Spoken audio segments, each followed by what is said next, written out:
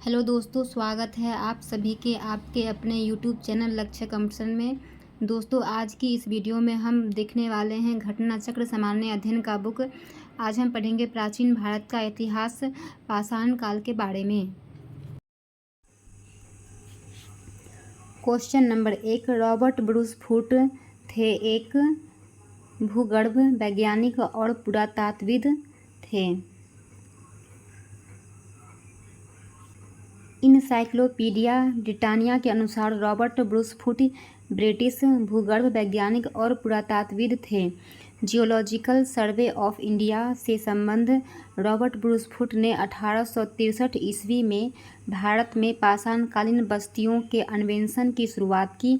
अतः स्पष्ट है कि इस प्रश्न का उत्तर ए और बी दोनों ही हो सकते हैं। Question number 2।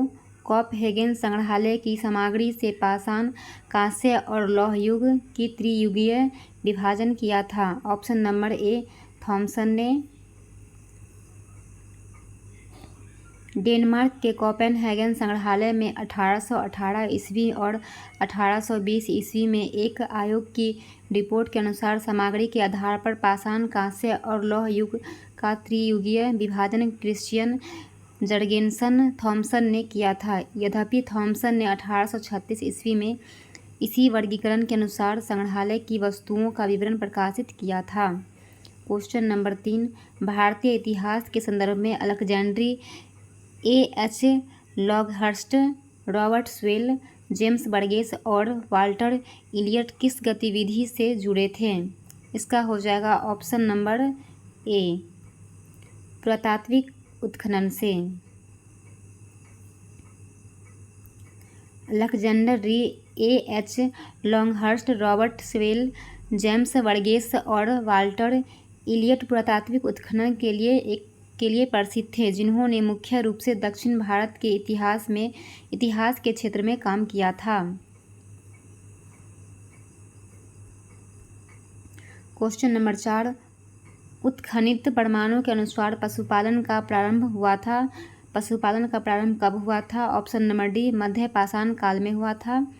मध्य पाषाण काल के अंतिम चरण में पशुपालन के साक्ष्य प्राप्त होने लगे हैं। ऐसे पशुपालन के साक्ष्य भारत में आदमगढ़, नर्मदापुरम मध्य प्रदेश तथा बागोड़, भीलवाड़ा राजस्थान से मिले हैं। Question number 5। मध्य पाषाणिक प्रसंग में पशुपालन के प्रमाण जहाँ मिले वह स्थान है आदमगढ़।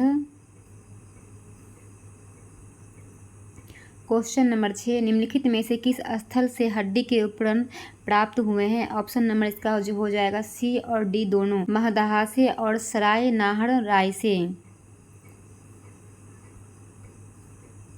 मध्य पाषाणकालीन महदहा उत्तर प्रदेश के प्रतापगढ़ जिले में स्थित है। से बड़ी मात्रा में हड्डी एवं सींग निर्मित उपकरण प्राप्त हुए हैं। हड्डी और सींग जो है महदहा उत्तर प्रदेश के प्रतापगढ़ जिले से प्राप्त हुआ है। जी.आर. शर्मा महदहा में 3 क्षेत्रों का उल्लेख करते हैं, जो झील क्षेत्र, बुचरखाना संकुल क्षेत्र एवं कब्रिस्तान निवास क्षेत्र में बटा था। बुचरखाना संकुल क्षेत्र से ही हड्डी एवं सींग निर्मित उपकरण एवं आभूषण बड़े पैमाने पर पाए गए हैं।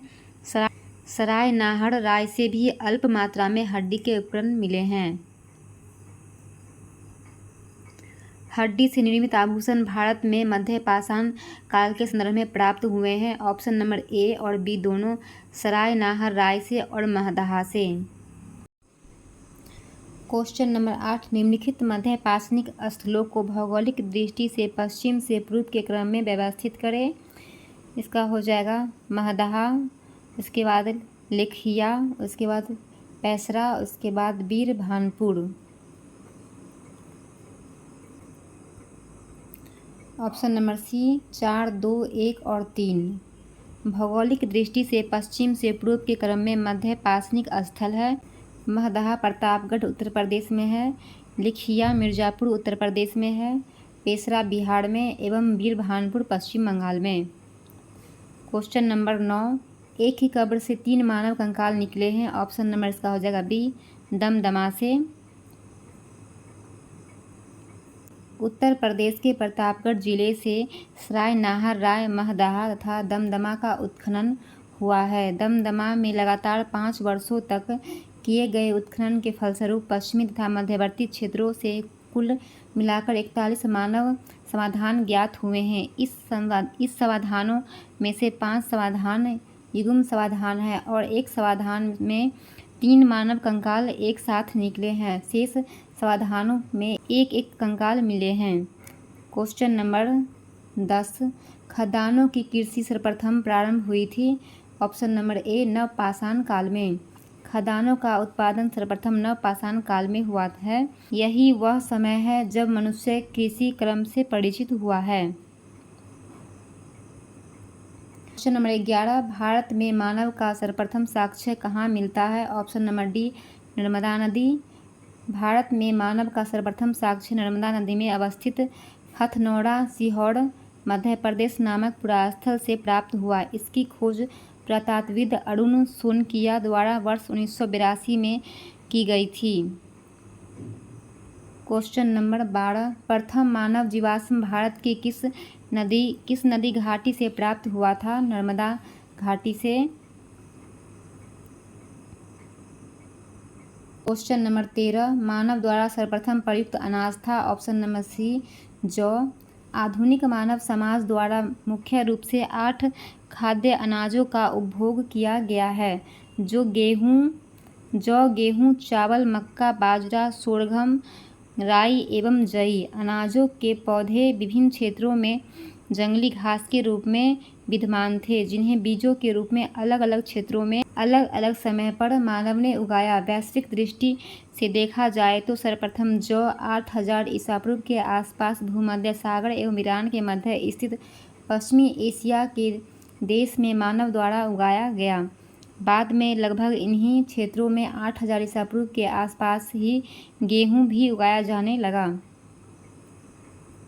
क्वेश्चन नंबर 14, भारतीय उपमहाद्वीप में कृषि के प्राचीनतम साक्ष्य प्राप्त हुए हैं। ऑप्शन नंबर बी, लहुड़ादेव से। नवीनतम खोजों के आधार पर भारतीय उपमहाद्वीप में प्राचीनतम कृषि साक्ष्य वाला स्थल उत्तर प्रदेश के संत कबीर नगर जिले में स्थित लहुड़ादेव है। यहाँ से 9000 ईसा पूर्व से 7000 ईसा पूर्व तक के बीच चावल के साक्ष्य प्राप्त हुए हैं। उल्लेखनीय है कि इस नवीनतम खोज के पूर्व भारतीय उपमहाद्वीप का प्राचीनतम कृषि साक्ष्य वाला स्थल मेहरगढ़, पाकिस्तान के बलूचिस्तान में स्थित। यहाँ से 7000 ईसा पूर्व के गेहूँ के साक्ष्य मिले हैं, जबकि प्राचीनतम चावल के साक्ष्य वाला स्थल कुलडीहवा, प्रयागराज जिले में बेलन नदी के तट पर स्थित है। यहाँ से 6500 ईसा पूर्व के चावल की भूसी के साक्ष्य मिले हैं। माना जाता था उपयुक्त संदर्भों में से यदि विकल्प में लहुड़ादेव रहता है तो उपयुक्त विकल्प वही होगा, परंतु लहुड़ादेव के विकल्प में न होने की स्थिति में इसका उत्तर मेहरगढ़ होगा। क्वेश्चन नंबर 15, भारतीय उपमहाद्वीप में कृषि के प्राचीनतम साक्ष्य प्राप्त हुए हैं। मेहरगढ़ से। क्वेश्चन नंबर 16, भारतीय उपमहाद्वीप में कृषि के प्राचीनतम साक्ष्य कहाँ से प्राप्त हुए हैं। ऑप्शन नंबर सी, मेहरगढ़ से।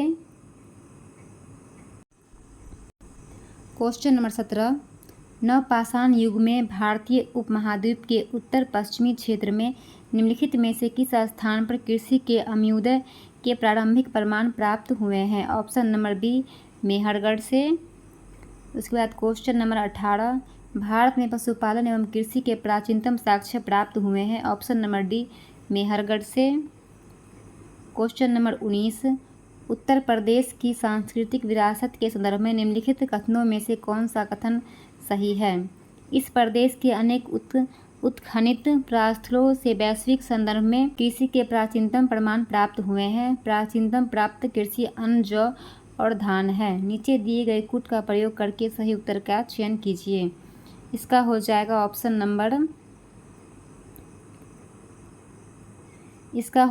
नंबर सी, 1 और 2 दोनों सही है।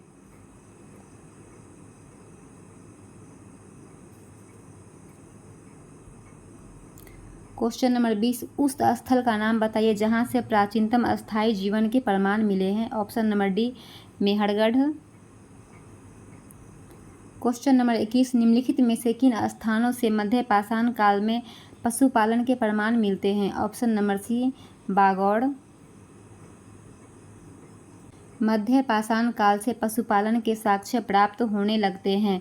पशुपालन के प्रारंभिक साक्ष्य मध्य प्रदेश में नर्मदापुरम के निकट आदमगढ़ पुरास्थल और राजस्थान के भीलवाड़ा जिले में स्थित बागौड़ से मिलते हैं। क्वेश्चन नंबर 22, निम्नलिखित में से किसको चालकोलिथिक युग भी कहा जाता है। ऑप्शन नंबर सी, ताम्रपाषाण युग। ताम्रपाषाण युग को चालकोलिथिक, कैल्कोलिथिक युग भी कहा जाता है। क्वेश्चन नंबर 23, आहड़ सभ्यता के बारे में निम्नलिखित कथनों पर विचार कीजिए। आहड़वासी तांबा गलाना जानते थे। ये लोग चावल से परिचित नहीं। धातु का काम आहड़वासियों की अर्थव्यवस्था का एक साधन था। यहाँ से काले लाल रंग के मृदभांड मिले हैं जिन पर सामान्यतः सफ़ेद रंग से ज्यामितीय आकृति उकेरी गई है। सही विकल्प का चयन कीजिए। ऑप्शन नंबर इसका हो जाएगा ए, 1, 3 और 4 सही है। 1, 3 और 4 सही है।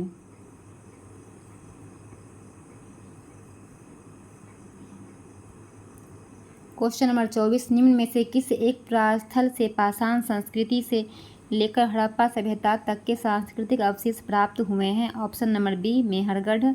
बलूचिस्तान पाकिस्तान में स्थित पुरास्थल मेहरगढ़ से पाषाण संस्कृति से लेकर हड़प्पा सभ्यता तक के सांस्कृतिक अवशेष प्राप्त हुए हैं।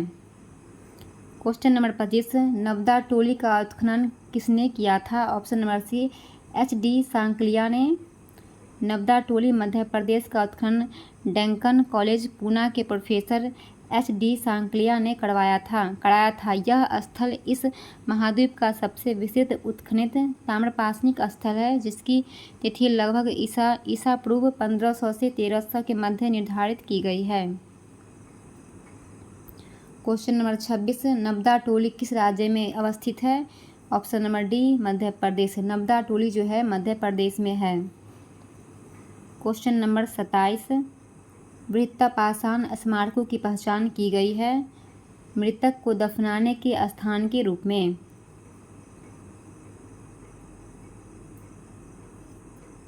क्वेश्चन नंबर 28, राख का टीला निम्नलिखित किस नवपाषाणिक स्थल से संबंधित है। Option number B, Sanganakallu. राख का टीला जो है सगनकल्लू से संबंधित है।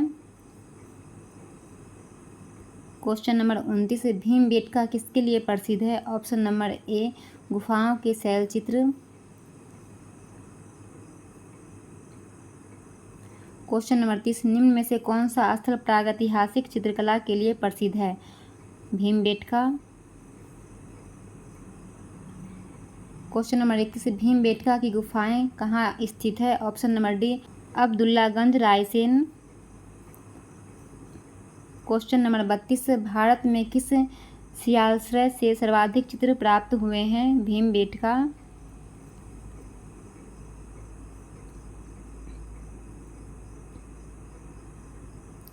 क्वेश्चन नंबर 33, निम्नलिखित में से किस भारतीय पुरातत्ववेत्ता ने पहली बार भीमबेटका गुफा को देखा और उसके शैल चित्रों के प्रागैतिहासिक महत्व को खोजा। Option number C, V.S. Wakankar. Question number 34, Bhimbetka को किसने खोजा था। Option number C, doctor Vishnudhar Wakankar. Bhimbetka की खोज डॉक्टर विष्णु श्रीधर वाकनकर ने की थी। मध्य प्रदेश लोक सेवा आयोग ने विष्णु श्रीधर के स्थान पर विष्णुधर दिया है, अतः इसका निकटतम उत्तर विकल्प सी होगा। क्वेश्चन नंबर 35, गैड़िक मृदभांड पात्र OCP का नामांकन हुआ था। ऑप्शन नंबर ए, हस्तिनापुर में। क्वेश्चन नंबर 36, ताम्रासम काल में महाराष्ट्र के लोग मृतकों को घर के फर्श के नीचे किस तरह रखकर दफनाते थे। ऑप्शन नंबर ए, उत्तर से दक्षिण की ओर। क्वेश्चन नंबर 37, निम्नलिखित में से किस स्थल से मानव कंकाल के साथ कुत्ते का कंकाल भी सावधान से प्राप्त हुआ है? ऑप्शन नंबर बी, बुर्जहोम से। क्वेश्चन नंबर 38, निम्नलिखित में से किस स्थान पर मानव के साथ कुत्ते को दफनाया जाने का साक्ष्य मिला है? ऑप्शन नंबर ए, बुर्जहोम। गर्त आवास के साक्ष्य प्राप्त हुए हैं। ऑप्शन नंबर ए, बुर्जहोम से। क्वेश्चन नंबर 40, निम्न का सही मिलान करें। इसका हो जाएगा ऑप्शन नंबर बी, पूरा पाषाण काल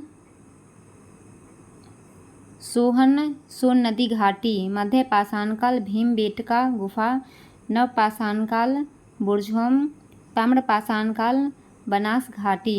option number B.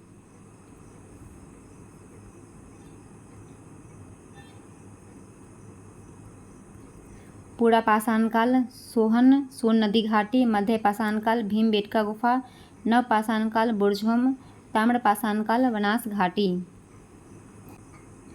Question number 41, सूची फर्स्ट को सूची सेकंड से सम्मिलित कीजिए तथा नीचे दिए गए कूट से सही उत्तर चुनिए। पुरातात्विक स्थल और वर्तमान स्थान। इसका हो जाएगा ऑप्शन नंबर सी, ए का नेवास का हो जाएगा महाराष्ट्र, ईसमपुर का हो जाएगा कर्नाटक, डिडवाना का हो जाएगा राजस्थान और गुड़ियाम गुफा का हो जाएगा तमिलनाडु।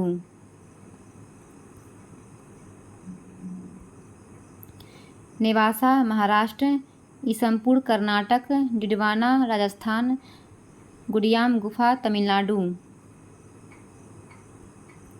क्वेश्चन नंबर 42, निम्नलिखित युग्मों पर विचार कीजिए। ऐतिहासिक स्थान और ख्याति का कारण। इसका हो जाएगा ऑप्शन नंबर डी, 2 और 3 सही है। चंद्रकेतुगढ़, टेराकोटा कला, गणेश्वर, ताम्र कलाकृतियाँ।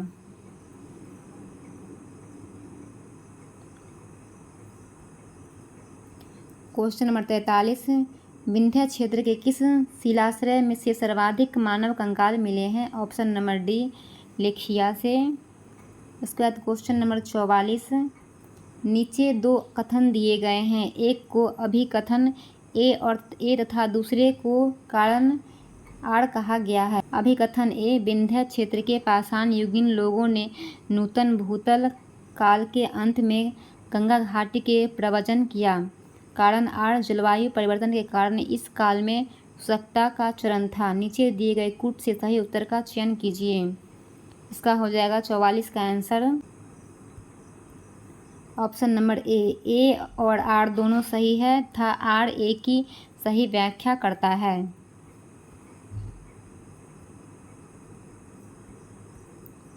जी.आर. शर्मा ने सराय नाहर राय में खुदाई के बाद यह अवधारणा दी कि नूतन भूतल काल के अंत में सूखे के कारण विंध्यन क्षेत्र में भोजन की कमी के कारण लोगों ने गंगा घाटी क्षेत्र में प्रवास किया था। क्वेश्चन नंबर 45, भारतीय पुरातत्व सर्वेक्षण निम्नलिखित विभागों मंत्रालयों में से किसका संलग्न कार्यालय है? इसका हो जाएगा ऑप्शन नंबर ए, संस्कृति। क्वेश्चन नंबर 46, भारतीय पुरातत्व का जनक किसे कहा जाता है? Option number A, Alexander Cunningham. राष्ट्रीय मानव संग्रहालय कहाँ पर है? Option number C, Bhopal. मानव सभ्यता के विकास की कहानी दर्शाने वाला देश का सबसे बड़ा संग्रहालय इंदिरा गांधी मानव संग्रहालय कहाँ स्थित है? ऑप्शन नंबर ए, भोपाल।